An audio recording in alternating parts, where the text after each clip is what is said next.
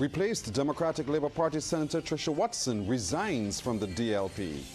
The Barbados Prison Service creates the new post of Deputy Superintendent of Police, a new head for the Barbados Defence Force. Broadcasting from our studios in the Pine St. Michael, this is CBC NewsNight, starting now.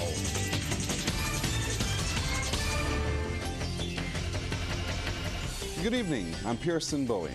Further developments tonight within the Democratic Labour Party as its former lead in the Senate, Tricia Watson, has resigned from the party. She says it was her only option after finding out from the media that she was replaced in the upper house. The attorney at law was the leader of opposition business in the upper house. Ms. Watson says she was initially locked out from DLP headquarters on day 3 of the annual conference, but later gained entry and spoke at the business meeting in relation to parliamentary business. According to her, she left at the lunch break with her mother and her aunt, with all intentions of returning to hear Opposition Leader Ralph Thorne's address. I received a call from someone who warned me, Tricia, do not come back in here this evening. They didn't explain why, they just begged me not to return. I felt very uncomfortable and I heeded that warning. That is the reason that I was at home when Mr. Thorne made the announcement that I was being removed from the Senate. I received the call from Mr. Stetson Babb of Starcom informing me about the announcement. That is how I found out. Now, I've had to reflect over the last few days what has been happening in the DLP and whether I would remain, because it's not obvious that you would come out, you know. But a lot has happened. Ms. Watson added that the crowd's reaction to the announcement contributed to her decision to resign, along with comments and attacks made on an online show.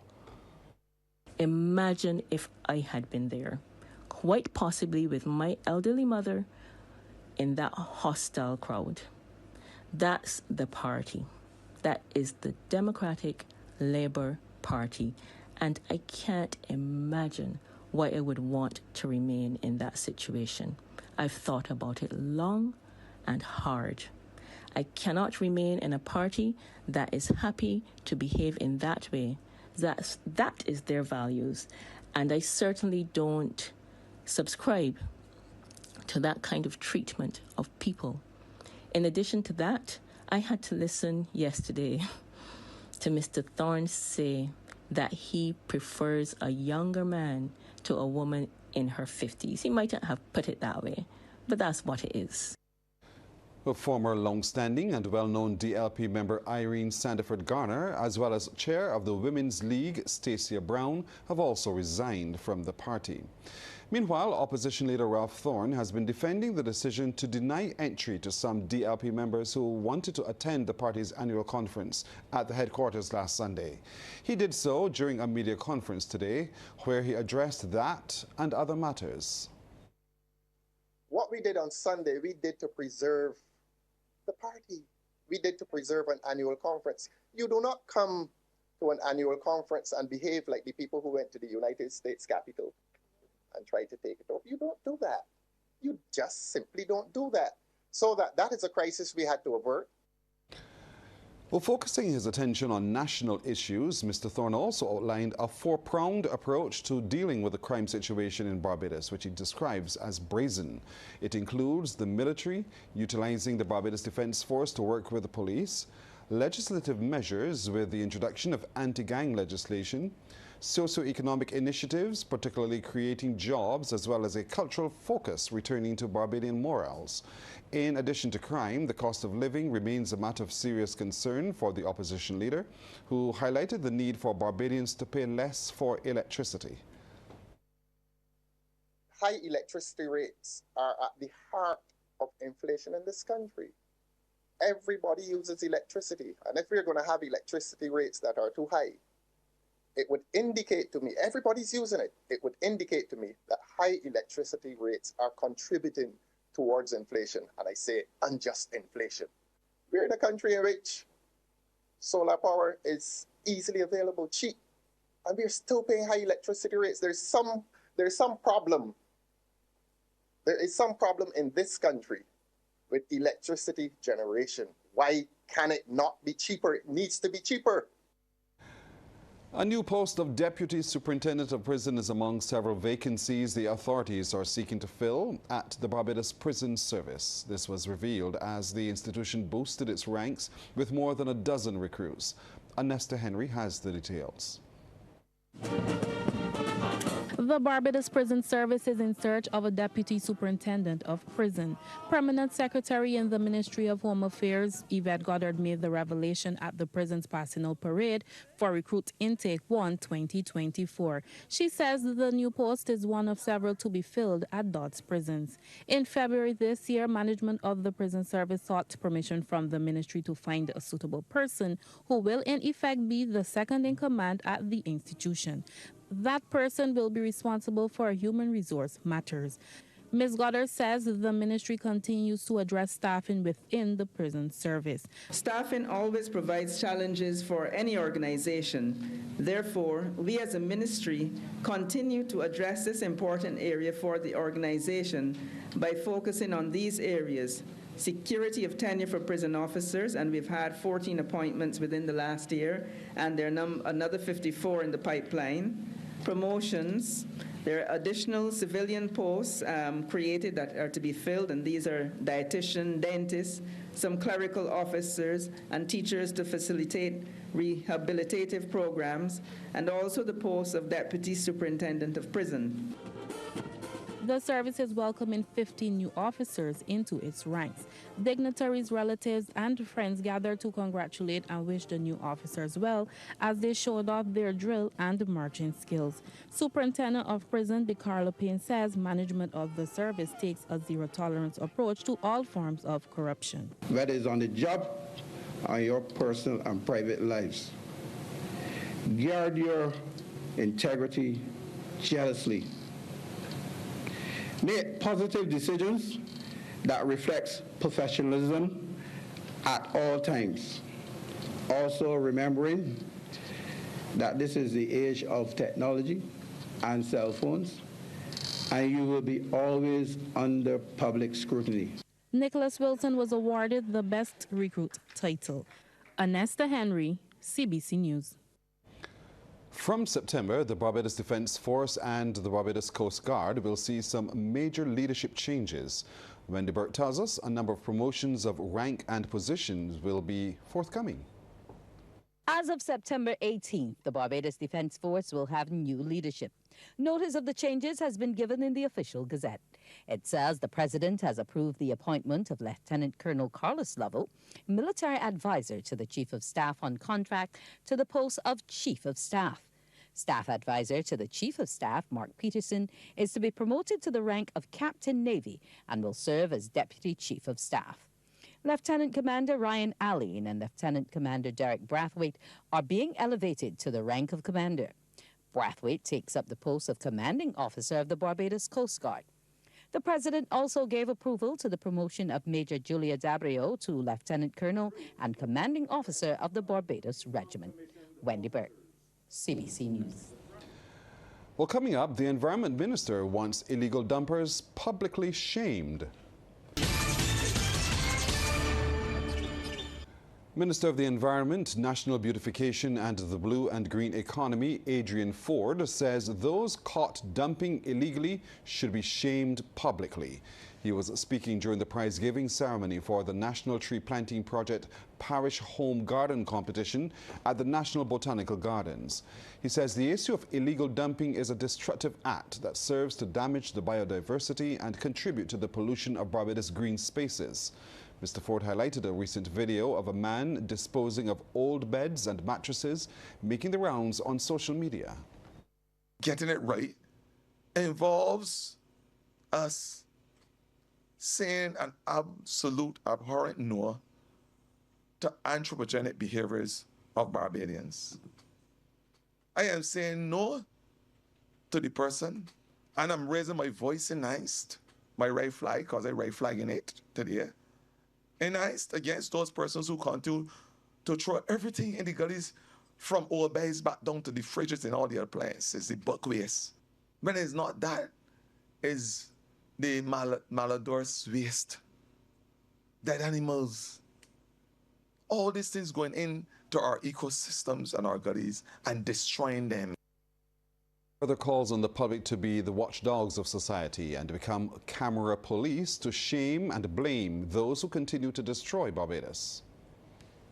I want us to be able to take out our cellular phones and take pictures and videos of those persons when they're caught and put them all across the social media, shame them and blame them. I want a shame and blame campaign for those persons who continue to destroy this country. And I say so today without apology. One Barbados youth group is on a mission to clean up its coasts, according to National Coordinator of the Caribbean Youth Environment Network, Shanna Weeks. To date, they have removed over 100,000 pieces of marine debris from over 20 beaches. She was speaking during the launch of this year's Barbados International Coastal Cleanup at Folkestone Marine Park. This year, the cleanup will span from September 21st to October 22nd. Starting at 2 locations, the first being Drill Hall in St. Michael and the second being Miami in Christchurch.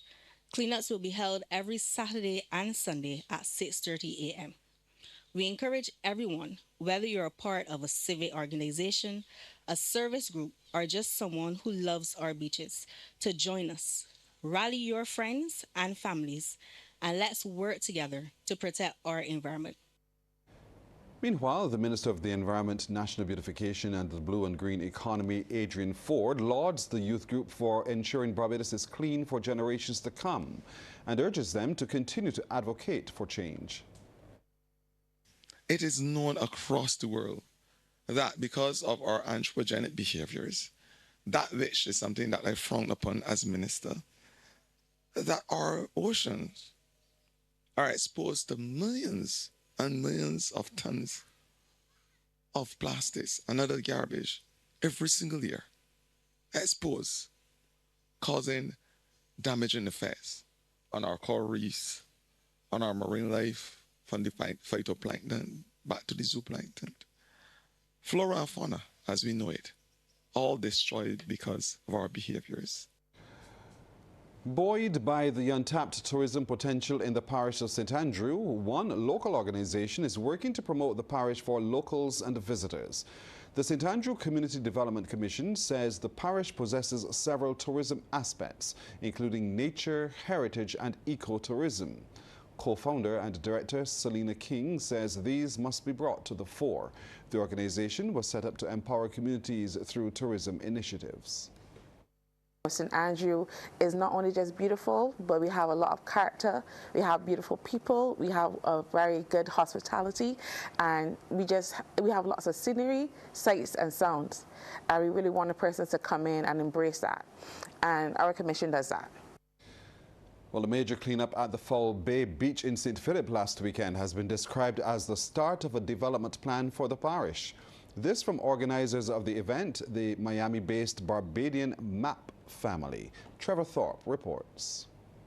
More than 50 people assembled at the Foul Bay Beach at the crack of dawn and completed the cleanup by the 10 a.m. deadline. Ms. McKee says, apart from giving back to Barbados, much more is yet to come.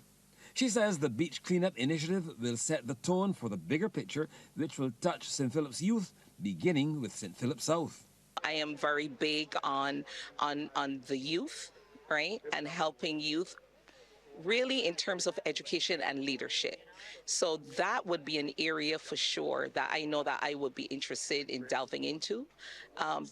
There are also things like, giving in terms of back to school supplies. That's something that happens on the regular, but I definitely would like to focus on something much more sustainable in terms of like youth leadership development. The family spokesman said the exercise was more than just a beach cleanup, as data was collected which will be passed on to the Ministry of the Environment. I just like how everybody worked in groups. You know, we even went as far as to collect data as well too. We wanted to know how many plastics, for example, how many pieces of metal, you know. So we did go into some detail, and we were able then to provide that information to the Environmental Protection Department as well. Parliamentary representative for St. Philip South and Minister of Agriculture, Food and Nutritional Security Indar Weir said the initiative has enormous potential and thanked the Matt family for their work. I wish we had more groups like the Matt family that can help us plan out some of these things, because you do know that community projects take the effort of people from within the communities. And we are now working on sports, so you will soon see our cricket tournament coming out.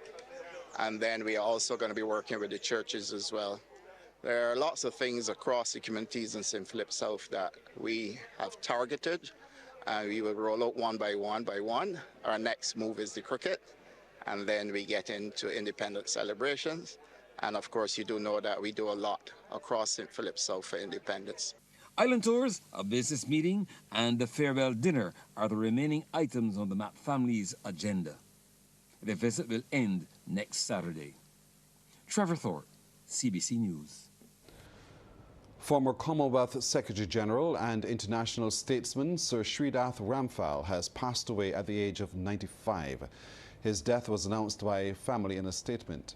Prime Minister Mia Amal Motley is among those paying tribute to Sir Shridath, who has been described as a towering figure in the international diplomacy and a cherished elder statesman of the Commonwealth and the Caribbean.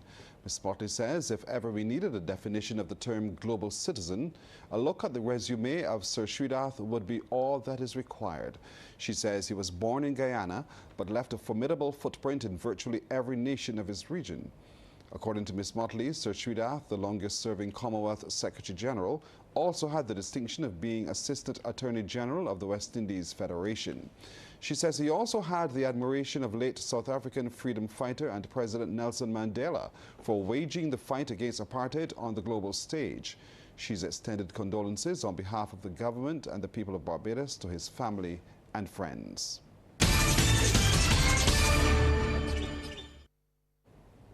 All right, time for Sports Night now. The man with all the action is Damien Best. Damien, good evening. Yeah, good evening to you, Pearson. Good evening to our viewers and listeners. An exciting final ball victory for St. Kitts and Nevis Patriots over Antigua and Barbuda Falcons last night kicked off the 12th edition of the Republic Bank Caribbean Premier League at the Vivian Richards Stadium in Antigua.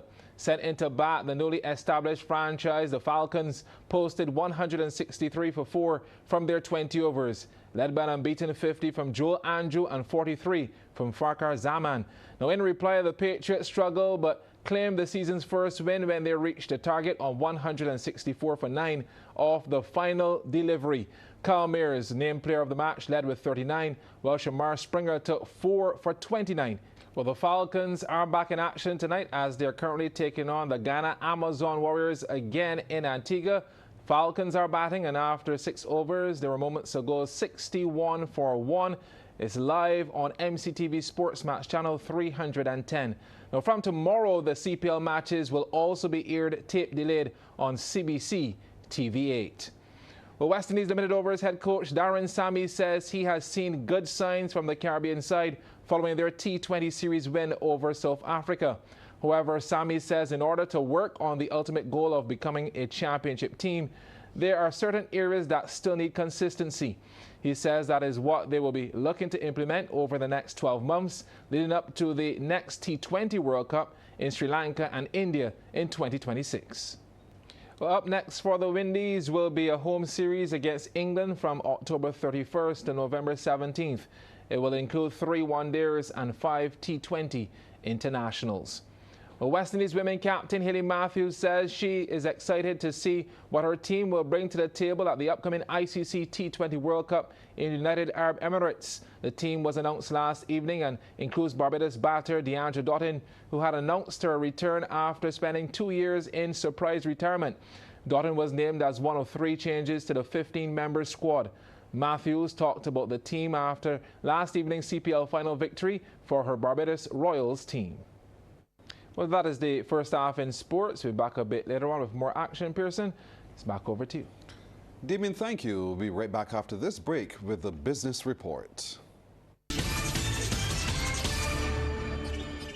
In business tonight, training programs are coming for the hospitality industry. Word of this came during the awards ceremony of the Barbados Hotel and Tourism Association's National Team Competition. Trevor Thorpe picks up the story. Operations Manager of the Barbados Hotel and Tourism Association, Greg Brooms, told the audience the issue was discussed and it could come to fruition by next year.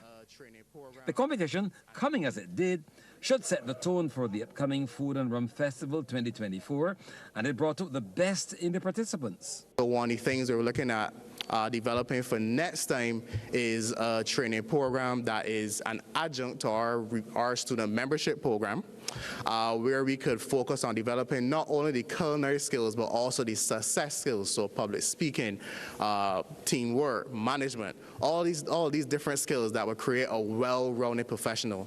A cross-section of industry professionals took part in the competition, as we hear from Master of Ceremony Sade Dean.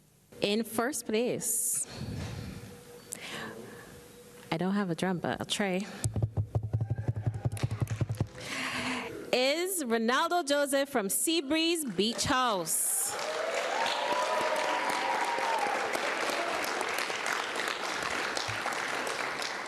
Chief Executive Officer of the Barbados Hotel and Tourism Association, Ryan Ford, says it is not only about winning, but representing Barbados on the international stage.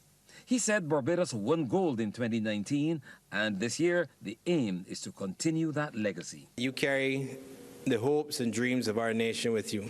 This is a tremendous responsibility, but also an incredible honor.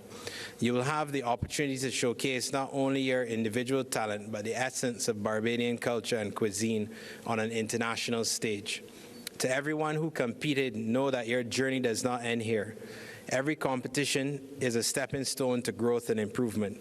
Your participation in this event is a testament to your dedication, and whether or not you are selected to advance, your contributions to our culinary industry are invaluable.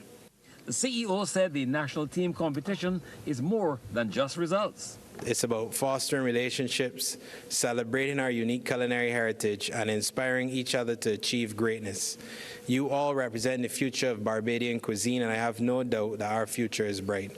The tourism official said the competition showcased the passion, skill, and creativity of the participants. Trevor Thorpe for the Business Report.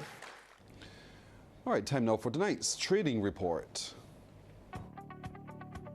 In Jamaica, Victon Wind Farm Limited ordinary shares with 3,071,014 units was the volume leader, followed by Sagicor Select Funds Limited Financial and Trans-Jamaican Highway Limited 8%.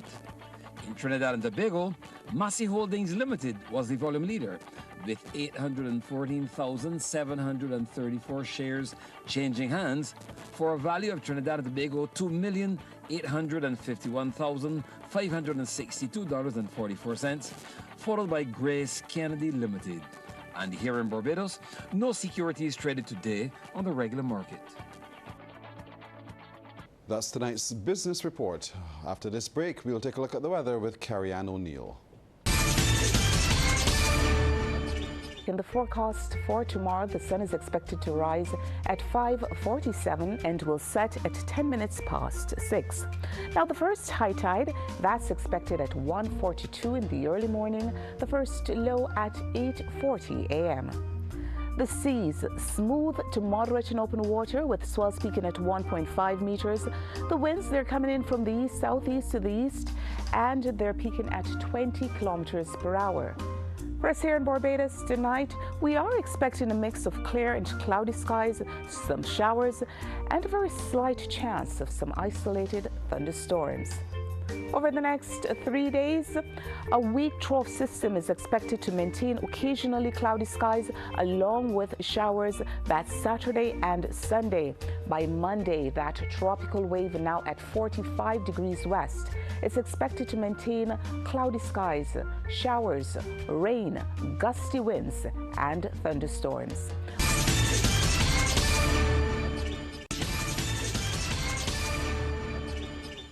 Time for the second half in sports. Once again, here's Damien Best. Thanks so much, Pearson. Well, Barbadian Formula 2 driver Zane Maloney has earned his first pole position. Maloney left it late before sealing the top spot at the dramatic Monza qualifying in Italy today. The Rodin Motorsport driver completed a lap in a fastest time of 1 minute 32.160 seconds in a battle with fellow title contenders Isaac Hajar and Paul Aron for pole position on Sunday. Tomorrow is the Formula 2 sprint race. Well, the curtain came down on the 39th Barbados International Hockey Festival recently with 3 big finals. UWI Blackbirds repeated as Masters champions when they defeated Old and Drag Down Club 2-0. Then captain of the national team, Ayana Wilson, propelled Rockets to a 1-0 win over Do Bad in the women's final. And your men's champions are a Bad Connection ABC, who needed penalties to get past Total Hockey Club. CBC's Anne-Marie Burt reports on that game. A Bad Connection, ABC in the Pink, and Total Hockey Club, THC, battle for the men's title. And it was in the 24th minute of play that the action really started. Both teams are on their A game, but here comes THC to strike first. Joe Bodkin collects the pass, turns and fires, and is on point to give his side first dibs. But ABC would not let it settle there, and this penalty corner is what they needed to do the trick. A bit of passing around before Nicholas Whiteman gets the final say with the flick over the keeper's head to level the score at 1-1. So we go into penalties. Dario Lewis steps up first for THC and draws the keeper out of the box, turns and delivers, slotting into the left corner to put his side up 1. Quan Dwayne Brown then steps up for ABC and literally ran rings around the keeper Theo Farley to pull things level. THC then missed to give ABC the advantage. ABC also faltered, so we're still locked at 1-1. THC then regained control as Anton Cott smashed through the keeper's leg to make it 2-1 in their favor. That was backed up by some good work from Farley to keep THC in the driver's seat. But ABC was not giving in just like that, and with this reverse flick, it was 2-2. So into sudden death, and Matthew Moore presses forward for ABC, and it's good to go. They can smell the victory now. The pressure is on Bodkin. Your goal scoring regular time. He goes for it, but the keeper is not having it. It hits it over the bar, and that's it. Your men's hockey festival champions winning 3-2 on penalties is a Bad Connection. Well, they were just as good at the end of the day. Thanks, Anne-Marie. Well, table tennis athlete Chad Doughty is set to receive his classification at the extra-regional table tennis camp for para-athletes in Sao Paulo, Brazil. The Barbados Table Tennis Association is currently working on producing its first para-table tennis athlete, starting with intellectually impaired persons. President of the BTTA, Margarita Felix, says Doughty is paving the way for himself and other para-athletes in Barbados to participate at the international level. Now, Chad is in Brazil at a training camp where he be classified by Virtus. And once he is approved, once he received the classification card to be classified as a class 11 person that's intellectually impaired, then he will be able to now apply to the ITTF to be able to take part in para table tennis sports. Well, the camp facilitates athletes who would have narrowly missed the Olympic qualification standard, and it's also for athletes like Doughty who is seeking to be classified. Felix shared the plans for Chad upon his return from the camp. After he is classified, after he received that classification, then we have to apply to the International Table Tennis Federation, the ITTF, to let them know we have a person and to be registered with the ITTF as a class 11 table tennis player. Well, that's it for Sports Night. Pearson, it's back over to you. Damien, thank you. That's our time tonight. Thank you for spending it with us. I'm Pearson Bowen for the crew. To all of you, good night. Have a wonderful weekend.